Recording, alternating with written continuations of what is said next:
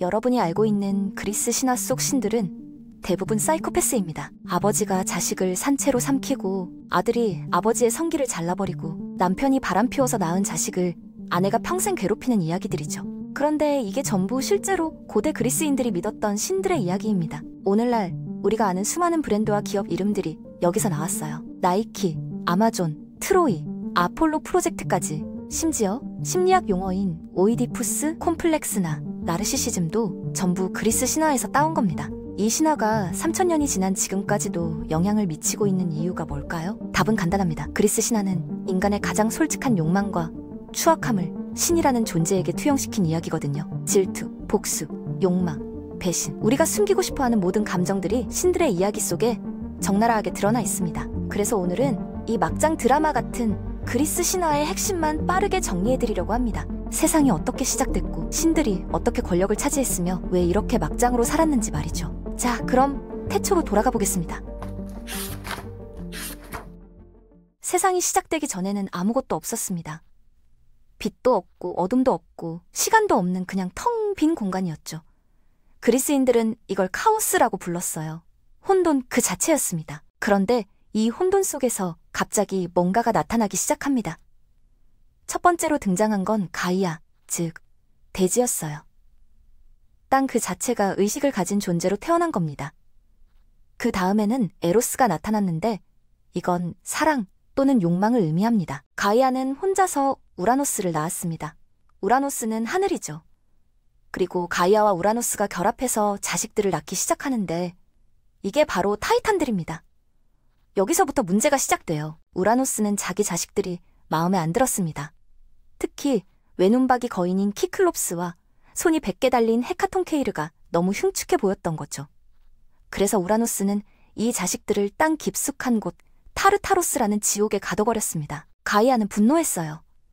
자기 뱃속에서 자식들이 갇혀 고통받는 걸 느낄 수 있었거든요. 그래서 가이아는 계획을 세웁니다. 강철로 거대한 낫을 만들어서 막내 아들 크로노스에게 건네주면서 이렇게 말했죠. 네 아버지를 응징해라. 크로노스는 어머니의 명령을 따랐습니다. 어느 날 밤 우라노스가 가이아와 관계를 맺으러 왔을 때 크로노스는 숨어있다가 갑자기 튀어나왔어요. 그리고 아버지의 성기를 낫으로 잘라버렸습니다. 우라노스의 잘린 성기는 바다로 떨어졌는데 그 주변에서 하얀 거품이 일어나더니 그 속에서 여신이 태어났습니다. 이게 바로 미의 여신 아프로디테예요. 아름다움의 여신이 이렇게 끔찍한 방식으로 탄생한 겁니다. 크로노스는 형제들을 감옥에서 풀어줬고 타이탄들의 시대가 열렸습니다. 크로노스는 왕이 됐고 누이인 레아와 결혼했어요. 당시에는 근친혼이 문제가 안 됐습니다. 신들 사이에서는 말이죠. 그런데 크로노스는 예언을 하나 듣게 됩니다. 네 자식이 너를 권좌에서 끌어내릴 것이다.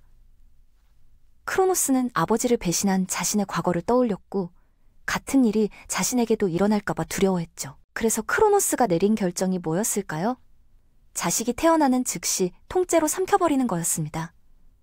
헤스티아가 태어났을 때 삼켰고 데메테르가 태어났을 때도 삼켰어요. 헤라, 하데스, 포세이돈까지 전부 다 삼켜버렸습니다. 레아는 미쳐버릴 것 같았어요. 자식을 낳는 족족 남편이 삼켜버리는 걸 보고만 있어야 했으니까요. 그래서 레아는 어머니 가이아에게 도움을 청했습니다. 6번째 아이가 태어날 때가 왔습니다. 레아는 크레타 섬의 동굴로 숨어 들어가서 아이를 낳았어요. 이름은 제우스였죠. 가이아는 제우스를 숨겨줬고 레아는 크로노스에게 돌멩이를 천으로 싸서 건넸습니다. 크로노스는 의심도 안 하고 그 돌멩이를 삼켰어요. 자식인 줄 알고요. 제우스는 크레타 섬에서 ним프들과 염소 아말테이아의 보살핌을 받으며 자랐습니다. 힘이 세지고 지혜가 쌓이자 제우스는 아버지를 찾아갔죠. 복수할 때가 온 겁니다. 제우스는 크로노스에게 구토제를 먹였습니다. 어떻게 먹었는지는 정확히 전해지지 않지만 아마도 술에 몰래 섞었을 거예요. 크로노스가 토하기 시작했고 뱃속에 있던 자식들이 하나씩 나오기 시작했습니다. 가장 먼저 나온 건 마지막에 삼킨 돌멩이였어요. 그 다음 포세이돈, 하데스, 헤라, 데메테르, 헤스티아가 순서대로 튀어나왔습니다. 신기하게도 이들은 뱃속에서 전혀 소화되지 않았고 오히려 성인의 모습으로 완전히 자란 상태였죠. 제우스는 형제 자매들에게 말했습니다. 우리 아버지를 무너뜨리고 새로운 세상을 만들자. 그렇게 신들과 타이탄들 사이의 전쟁이 시작됐어요. 이 전쟁의 이름은 티타노마키아, 즉 타이탄 전쟁이라고 불립니다. 전쟁은 무려 10년 동안 계속됐습니다. 타이탄들은 강력했고 전투 경험도 많았어요. 반면 신들은 젊었지만 경험이 부족했죠.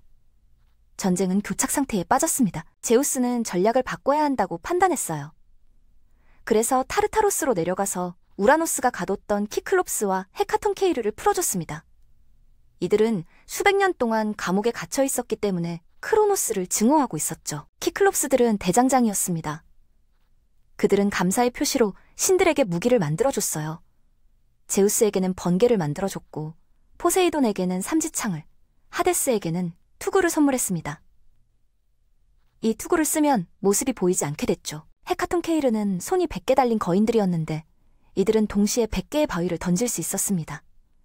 이 새로운 동맹군들 덕분에 전세가 역전되기 시작했어요. 전쟁은 격렬했습니다.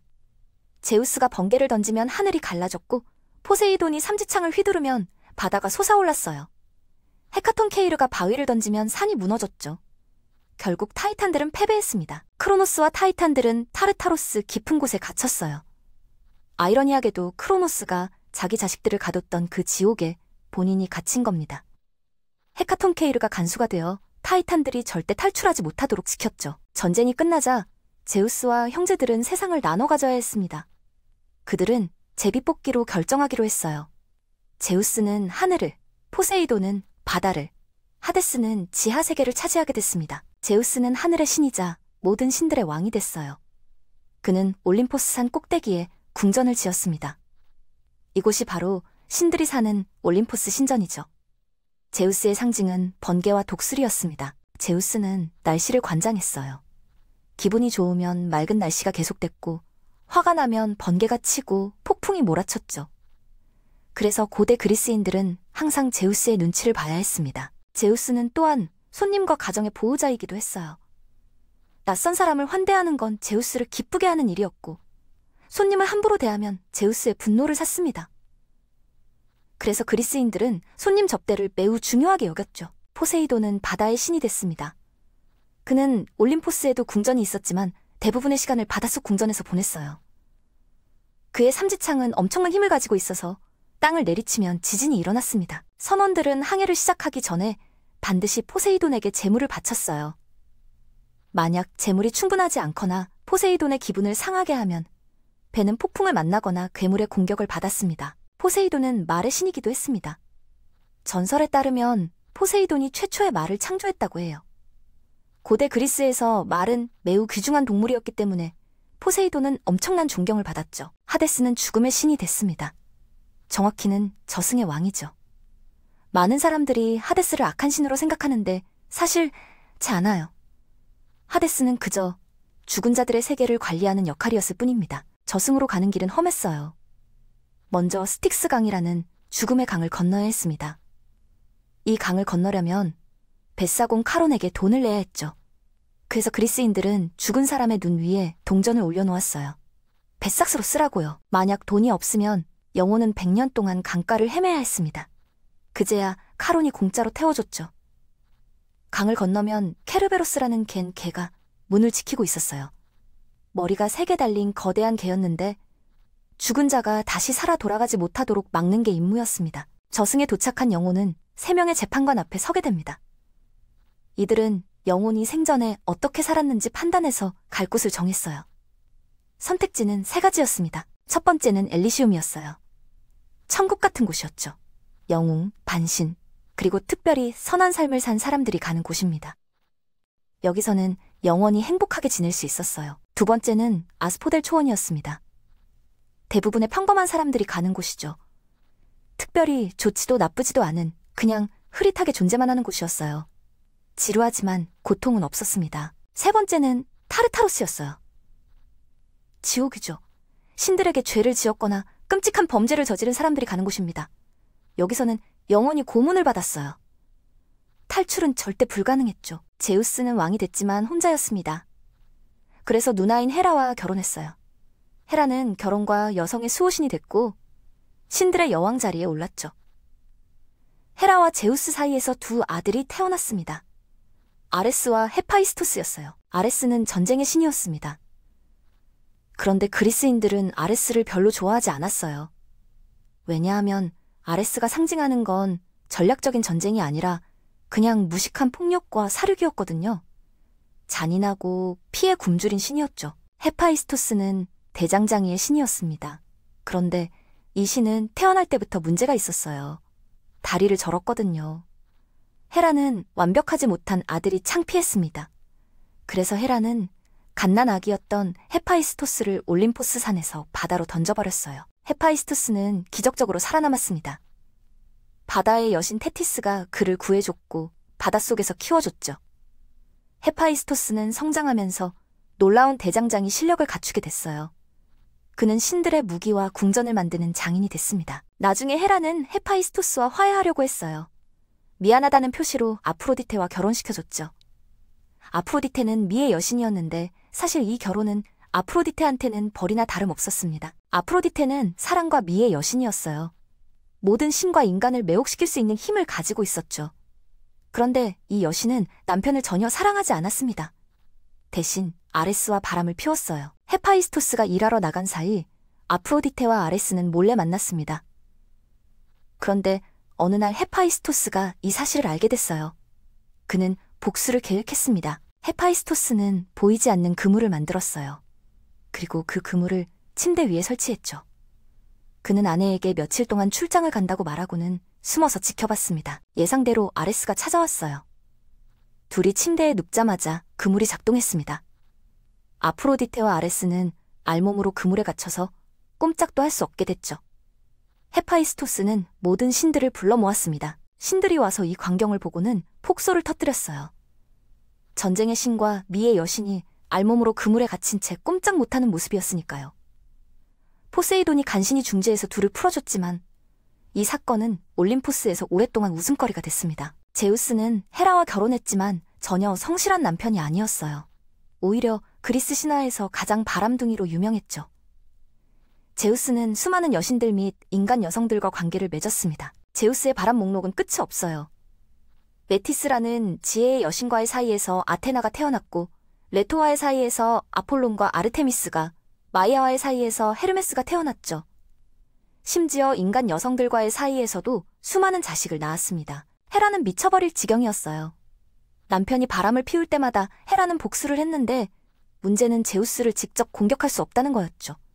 제우스가 너무 강력했거든요. 그래서 헤라는 제우스의 정부들과 그들이 낳은 자식들을 괴롭혔습니다. 레토가 임신했을 때 헤라는 대지의 여신 가이아를 설득해서 레토가 땅 어디에서도 아이를 낳지 못하도록 저주를 걸었어요. 레토는 진통에 시달리면서도 아이를 낳을 곳을 찾지 못했죠.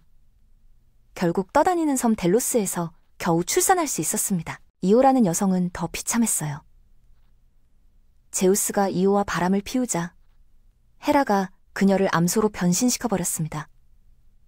그것도 모자라 눈이 100개 달린 괴물 아르고스를 시켜서 이오를 감시하게 했죠. 이오는 암소의 모습으로 끊임없이 도망 다녀야 했습니다. 가장 유명한 피해자는 헤라클레스였어요. 헤라클레스는 제우스와 인간 여성 알크메네 사이에서 태어난 반신이었습니다.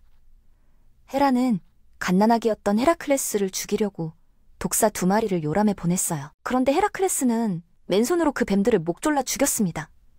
아기였는데도요, 이미 그때부터 엄청난 힘을 가지고 있었던 거죠. 헤라는 실패했지만 포기하지 않았어요. 헤라클레스가 성인이 되어 결혼하고 아이들을 낳았을 때 헤라는 그에게 광기를 내렸습니다. 헤라클레스는 정신이 나가서 자기 아내와 자식들을 죽여버렸어요. 정신이 돌아온 헤라클레스는 자신이 저지른 끔찍한 일을 깨닫고 절망했죠. 속죄를 위해 헤라클레스는 12가지 불가능해 보이는 과업을 수행해야 했습니다. 이게 바로 유명한 헤라클레스의 12과업이에요. 네메아의 사자를 죽이고 히드라를 처치하고 지옥의 개 케르베로스를 생포하는 등 상상할 수 없는 임무들이었죠. 제우스의 자식들 중에서 가장 특이하게 태어난 건 아테나였습니다. 아테나의 어머니는 메티스라는 지혜의 여신이었어요. 제우스는 메티스와 관계를 가졌는데 예언을 하나 듣게 됩니다. 메티스가 낳을 자식이 아버지보다 강력해져서 왕좌를 빼앗을 것이다. 제우스는 자기 아버지 크로노스가 했던 것처럼 자식을 두려워하게 됐어요. 그래서 임신한 메티스를 통째로 삼켜버렸습니다. 얼마 후 제우스는 극심한 두통에 시달리기 시작했어요. 너무 아파서 견딜 수가 없었죠. 제우스는 헤파이스토스를 불러서 자기 머리를 도끼로 쪼개달라고 부탁했습니다. 헤파이스토스가 제우스의 머리를 쪼개자 그 안에서 완전 무장한 여성이 뛰쳐나왔어요. 투구를 쓰고 갑옷을 입고 창과 방패를 든 채 전쟁의 함성을 지르면서요. 이게 바로 지혜와 전쟁의 여신 아테나였습니다. 아테나는 태어나자마자 성인의 모습이었고 이미 완벽한 전사였어요. 그녀는 아레스와 달리 전략적인 전쟁을 상징했습니다. 지혜롭고 정의로운 전투를 대표하는 신이었죠. 아테나는 많은 영웅들을 도왔어요. 페르세우스가 메두사를 죽일 때 방패를 빌려줬고 헤라클레스의 과업을 돕기도 했죠. 특히 오디세우스를 아꼈는데 오디세우스가 트로이 전쟁 후 10년 동안 집으로 돌아가는 동안 계속 그를 보호했습니다. 아테나는 처녀 여신이었어요. 절대 결혼하지 않겠다고 맹세했죠. 아르테미스와 헤스티아도 마찬가지였습니다.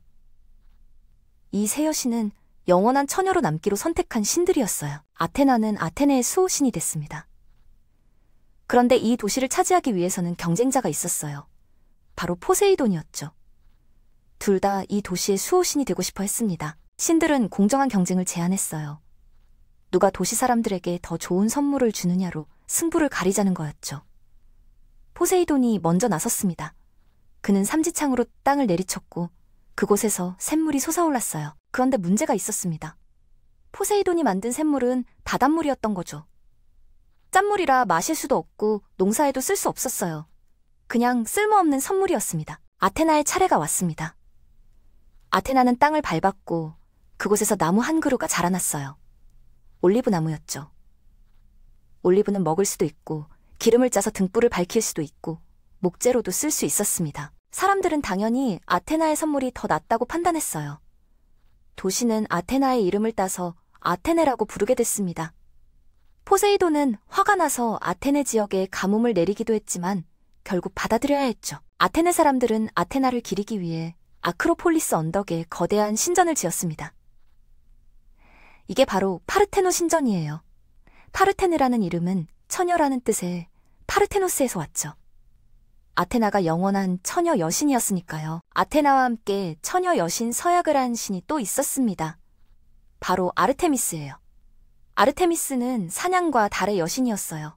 아폴론의 쌍둥이 남매였죠. 아르테미스는 숲과 야생동물을 관장했습니다. 사냥꾼들은 사냥을 나가기 전에 아르테미스에게 기도를 올렸어요.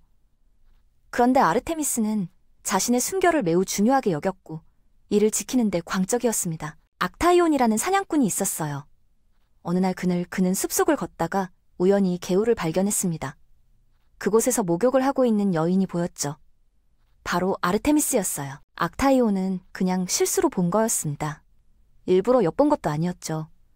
하지만 아르테미스는 용서하지 않았어요. 그녀는 악타이온을 사슴으로 변신시켜버렸습니다. 더 끔찍한 건 그 다음이었어요. 악타이온이 데리고 다니던 사냥개 50마리가 주인을 알아보지 못하고 공격했습니다. 악타이온은 자기가 키운 개들에게 찢겨 죽었죠. 단지 우연히 여신의 목욕 장면을 봤다는 이유만으로요. 아르테미스의 쌍둥이 오빠 아폴로는 훨씬 온화한 성격이었습니다. 아폴로는 예술, 음악, 예언, 그리고 태양의 신이었어요. 활을 잘 쏘기도 했지만 주로 리라라는 악기를 들고 다녔죠. 아폴로는 델로스 섬에서 태어났는데 성장한 뒤 파르나스스 산으로 갔습니다. 그곳에는 피톤이라는 거대한 뱀이 살고 있었어요. 아폴로는 피톤을 죽이고 그 자리에 신전을 세웠습니다. 이 신전이 바로 델포이 신전이에요. 고대 그리스에서 가장 중요한 신전 중 하나였죠.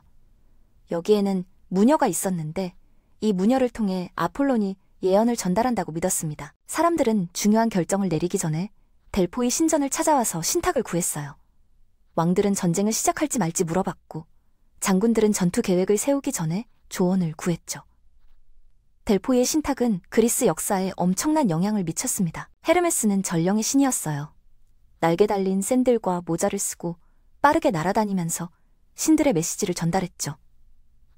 그런데 헤르메스는 태어났을 때부터 특이한 아이였습니다. 헤르메스는 태어난 지 몇 시간 만에 요람에서 기어 나왔어요. 그리고 밖으로 나가서 아폴론의 소떼를 발견했죠. 갓난아기였던 헤르메스는 그 소들을 훔쳐서 숨겨버렸습니다. 아폴론이 소가 없어진 걸 알고 화가 났어요. 범인을 찾아다니다가 결국 헤르메스를 발견했죠. 그런데 헤르메스는 아기인 척하면서 시치미를 뗐습니다. 내가 소를 훔치다니, 난 아직 아기인데요. 제우스가 중재에 나섰어요. 헤르메스는 결국 인정했지만 대신 아폴론에게 선물을 줬습니다. 거북이 등껍질로 만든 리라였죠. 아폴론은 그 악기가 너무 마음에 들어서 소 도둑질을 용서해줬습니다. 헤르메스는 자라서 여행자와 상인, 그리고 도둑의 수호신이 됐어요. 아이러니하게도 정직한 상인과 교활한 도둑 둘 다 헤르메스에게 기도를 올렸죠. 헤르메스는 또한 죽은 자들을 저승으로 안내하는 역할도 했습니다. 데메테르는 농업과 곡물의 여신이었습니다. 그녀가 행복하면 작물이 풍성하게 자랐고 그녀가 슬프면 대지가 말라버렸어요. 데메테르에게는 페르세포네라는 딸이 있었는데 데메테르는 이 딸을 세상에서 가장 사랑했습니다. 어느 날 페르세포네가 들판에서 꽃을 따고 있었어요. 갑자기 땅이 갈라지더니 그 안에서 검은 마차가 튀어나왔습니다. 마차를 몰던 건 하데스였죠. 하데스는 페르세포네를 납치해서 저승으로 데려가 버렸어요. 하데스는 페르세포네를 보고 첫눈에 반했던 겁니다. 저승은 외로운 곳이었고 하데스는 왕비가 필요했죠. 그래서 제우스의 허락을 받고 페르세포네를 납치한 거였어요. 물론 데메테르한테는 비밀이었습니다. 데메테르는 딸이 사라진 걸 알고 미쳐버릴 것 같았어요. 그녀는 9일 밤낮으로 페르세포네를 찾아 헤맸습니다. 먹지도 마시지도 않고 쉬지도 않으면서요. 결국 태양신 헬리오스가 진실을 알려줬죠. 데메테르는 분노했습니다. 그녀는 올림포스를 떠나버렸고 더 이상 대지를 돌보지 않았어요. 작물이 자라지 않았고 나무들이 말라 죽었습니다. 인간 세계는 기근에 빠졌죠. 제우스는 이대로 두면 인류가 멸망할 거라고 판단했어요. 그래서 하데스에게 명령을 내렸습니다. 페르세포네를 돌려보내라. 하데스는 마지못해 동의했지만 한 가지 계략을 썼어요. 하데스는 페르세포네에게 석류를 건넸습니다. 페르세포네는 배가 고파서 석류씨 6알을 먹었죠. 그런데 이게 문제였어요. 저승의 음식을 먹으면 영원히 저승에 묶이는 규칙이 있었거든요. 결국 타협안이 나왔습니다. 페르세포네는 1년 중 6달은 하데스와 저승에서, 나머지 6달은 어머딸을 어머니와 지상에서 보내기로 한 거예요. 이게 바로 계절의 기원입니다. 페르세포네가 지상에 있을 때는 데메테르가 기뻐해서 봄과 여름이 왔어요. 꽃이 피고 곡식이 자랐죠. 하지만 페르세포네가 저승으로 내려가면 데메테르가 슬퍼해서 가을과 겨울이 찾아왔습니다. 모든 것이 죽고 얼어붙었어요. 디오니소스는 올림포스의 신들 중에서 가장 특이한 케이스였습니다. 왜냐하면 그는 반은 신이고 반은 인간이었거든요. 디오니소스의 어머니는 세멜레라는 인간 여성이었어요. 당연히 아버지는 제우스였죠. 헤라는 또 질투심에 불탔습니다. 그래서 세멜레를 찾아가서 거짓말을 했어요. 제우스가 진짜 신의 모습을 보여주지 않는다면 당신을 사랑하지 않는 거라고요. 세멜레는 그 말을 믿고 제우스에게 부탁했습니다. 제우스는 거절했어요. 신의 진짜 모습은 인간이 견딜 수 없다는 걸 알고 있었거든요. 하지만 세멜레가 계속 조르자 결국 제우스는 약속을 지켰습니다. 그는 번개와 천둥을 동반한 본래의 모습을 드러냈어요. 세멜레는 즉시 재가 되어버렸습니다. 인간의 몸은 신의 진정한 힘을 견딜 수 없었죠. 하지만 세멜레는 임신 중이었어요. 제우스는 급히 태아를 구해내서 자기 허벅지에 꿰맸습니다. 그리고 몇 달 후 제우스의 허벅지에서 디오니소스가 태어났죠. 디오니소스는 포도주와 축제의 신이 됐습니다. 그는 인간들에게 포도나무를 재배하는 법과 와인을 만드는 법을 가르쳐줬어요. 디오니소스를 따르는 무리에는 마이나데스라는 열광적인 여성 신도들과 반인반수인 사티로스들이 있었습니다. 디오니소스의 축제는 완전히 광란의 도가니였어요. 사람들은 술을 마시고 춤을 추고 노래를 불렀습니다. 이성을 잃고 본능에 충실했죠. 고대 그리스인들은 이런 축제를 통해 일상의 억압에서 벗어날 수 있었어요. 그런데 그리스 신화에는 올림포스의 주요 신들만 있는 게 아니었습니다. 수많은 영웅들의 이야기도 있었죠. 이 영웅들은 대부분 신과 인간 사이에서 태어난 반신이었어요. 페르세우스는 제우스와 다나의 사이에서 태어난 영웅이었습니다. 그는 메두사를 죽인 것으로 유명하죠. 메두사는 고르곤 세 자매 중 하나였는데 그녀를 쳐다보는 사람은 누구든 돌로 변했어요. 페르세우스는 아테나의 도움을 받았습니다. 아테나는 그에게 거울처럼 광택이 나는 방패를 빌려줬어요. 페르세우스는 메두사를 직접 보지 않고 방패에 비친 모습을 보면서 접근했습니다. 그리고 잠든 메두사의 목을 베었죠. 메두사의 목에서는 피가 흘러나왔는데 그 피에서 날개 달린 말 페가수스가 태어났어요. 페르세우스는 메두사의 머리를 가방에 넣어 가지고 다녔습니다. 메두사의 머리는 죽어서도 여전히 사람을 돌로 만드는 힘이 있었거든요. 테세우스는 아테네의 위대한 영웅이었습니다. 그의 가장 유명한 업적은 미노타우로스를 죽인 거예요. 미노타우로스는 반인반우, 즉 머리는 황소이고 몸은 인간인 괴물이었습니다. 미노타우로스가 태어난 이유는 포세이돈의 복수 때문이었어요. 크레타 섬의 미노스 왕이 포세이돈에게 바쳐야 할 최고의 황소를 자기가 갖고 싶어서 다른 황소로 바꿔치기 했거든요. 포세이돈은 화가 나서 왕비를 그 황소와 사랑에 빠지게 만들었고 그래서 미노타우로스가 태어난 겁니다. 미노스 왕은 창피해서 미노타우로스를 미궁에 가뒀어요. 그리고 아테네의 전쟁에서 이긴 뒤로 매년 아테네에서 젊은 남녀 7명씩을 곡물로 바치라고 요구했습니다. 이들은 미궁에 들어가서 미노타우로스의 먹이가 됐죠. 테세우스는 자원에서 곡물 대상자에 포함됐어요. 크레타에 도착하자 미노스 왕의 딸 아리아드네가 테세우스를 보고 반했습니다. 아리아드네는 테세우스에게 실뭉치를 줬어요. 미궁에 들어갈 때 실을 풀어놓으면 나올 때 그걸 따라 나올 수 있다고요. 테세우스는 미궁에 들어가서 미노타우로스와 싸워 죽였습니다. 그리고 실을 따라 무사히 탈출했죠. 아리아드네와 함께 아테네로 돌아가는 배에 올랐지만 중간에 낙소스 섬에 들렀을 때 테세우스는 아리아드네를 버리고 떠났어요. 왜 그랬는지는 여러 설이 있지만 어쨌든 테세우스는 배신자였던 겁니다. 오디세우스는 트로이 전쟁의 영웅이었습니다. 트로이 전쟁은 10년 동안 계속된 전쟁이었는데 오디세우스가 트로이 목마 계략을 생각해내서 전쟁을 끝냈어요. 그런데 집으로 돌아가는 여정이 더 긴 모험이 됐죠. 오디세우스는 고향으로 돌아가는데 10년이나 걸렸습니다. 키클롭스의 동굴에 갇혔다가 탈출했고 세이렌의 노래를 듣고도 살아남았어요. 마녀 키르케의 섬에서 1년을 보냈고 저승에도 다녀왔죠. 가장 위험했던 건 포세이돈의 분노였습니다. 오디세우스가 포세이돈의 아들인 키클롭스 폴리페모스의 눈을 멀게 했거든요. 포세이돈은 복수심에 불타서 오디세우스가 집에 못 가도록 온갖 방해를 했어요. 하지만 아테나가 오디세우스를 계속 보호했습니다. 결국 오디세우스는 20년 만에 고향 이타카에 돌아왔어요. 그동안 그의 아내 페넬로페는 수많은 구원자들을 물리치며 남편을 기다리고 있었죠. 그리스 신화에서 가장 유명한 전쟁은 트로이 전쟁이었습니다. 이 전쟁이 시작된 이유는 황당해요. 사과 하나 때문이었거든요. 정확히는 황금 사과였죠. 어느 결혼식에 모든 신들이 초대를 받았는데 불화의 여신 에리스만 초대받지 못했어요. 화가 난 에리스는 연회장에 황금 사과를 던졌습니다. 사과에는 가장 아름다운 여신에게라고 쓰여 있었죠. 헤라, 아테나, 아프로디테가 각자 자기가 그 사과를 받아야 한다고 주장했어요. 제우스는 판단하기 싫어서 트로이의 왕자 파리스에게 심판을 맡겼습니다. 각 여신은 파리스에게 뇌물을 제시했죠. 헤라는 권력을 주겠다고 했고 아테나는 전쟁에서의 승리를 약속했어요. 아프로디테는 세상에서 가장 아름다운 여자를 주겠다고 했습니다. 파리스는 아프로디테를 선택했죠. 문제는 그 여자가 이미 결혼한 사람이었다는 겁니다. 헬레네는 스파르타 왕 메넬라우스의 아내였어요.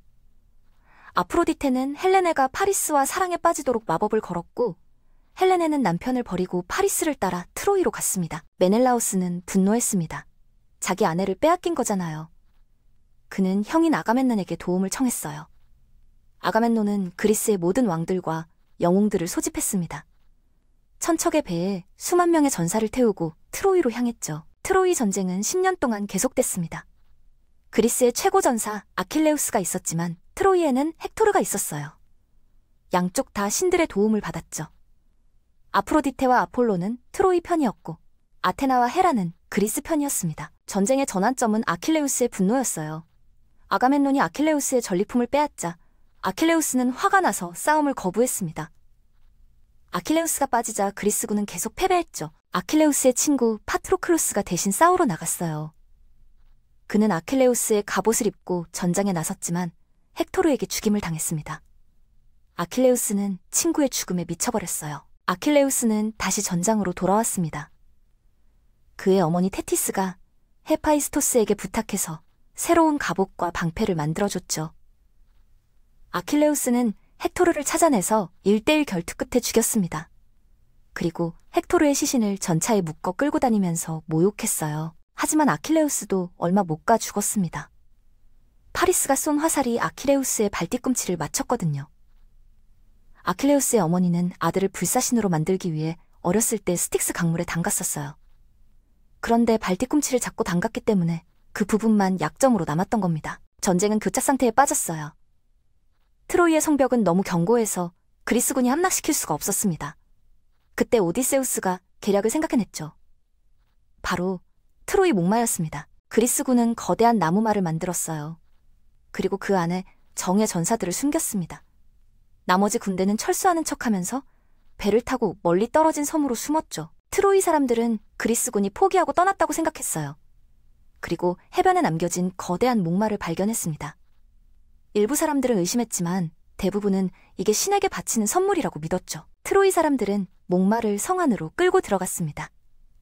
그날 밤 성대한 축제가 벌어졌어요.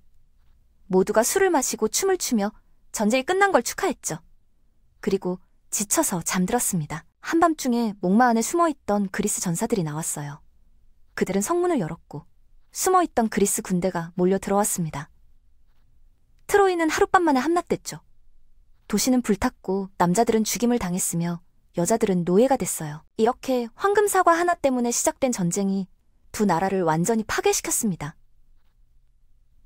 헬레네는 남편에게 돌아갔지만 수만 명이 죽었죠. 그리스 신화는 이렇게 작은 선택이 얼마나 큰 재앙을 불러올 수 있는지 보여줍니다. 그리스 신화가 오늘날까지 영향을 미치는 이유는 뭘까요? 신들이 완벽하지 않았기 때문입니다. 제우스는 바람둥이였고, 헤라는 질투심 많은 아내였고, 아레스는 폭력적이었고, 아프로디테는 부정을 저질렀죠. 그리스인들은 신을 인간처럼 그렸어요. 감정이 있고 실수를 하고 복수심에 불타는 존재로요.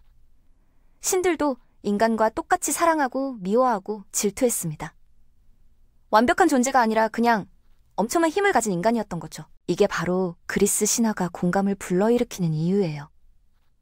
우리는 제우스의 유혹을 이해할 수 있고 헤라의 분노를 공감할 수 있고 데메테르의 슬픔을 느낄 수 있습니다. 그들의 이야기는 결국 우리의 이야기거든요. 그리스 신화는 또한 인간의 한계를 보여줍니다. 아무리 위대한 영웅이라도 결국 죽음을 피할 수 없어요. 아킬레우스는 불사신에 가까웠지만 발뒤꿈치라는 약점 때문에 죽었습니다. 헤라클레스는 12과업을 모두 완수했지만 결국 고통 속에서 죽었죠. 신들조차도 운명을 거스를 수 없었습니다. 크로노스는 자식이 자신을 무너뜨릴 거라는 예언을 피하려고 자식들을 삼켰지만 결국 예언은 이루어졌어요. 오이디푸스는 아버지를 죽이고 어머니와 결혼할 거라는 예언을 피하려고 도망쳤지만 결국 그 예언대로 됐죠. 그리스 신화에서 가장 중요한 교훈은 오만함에 대한 경고입니다. 그리스어로 흐브리스라고 하는데 인간이 자신의 한계를 잊고 신에게 도전하는 거예요.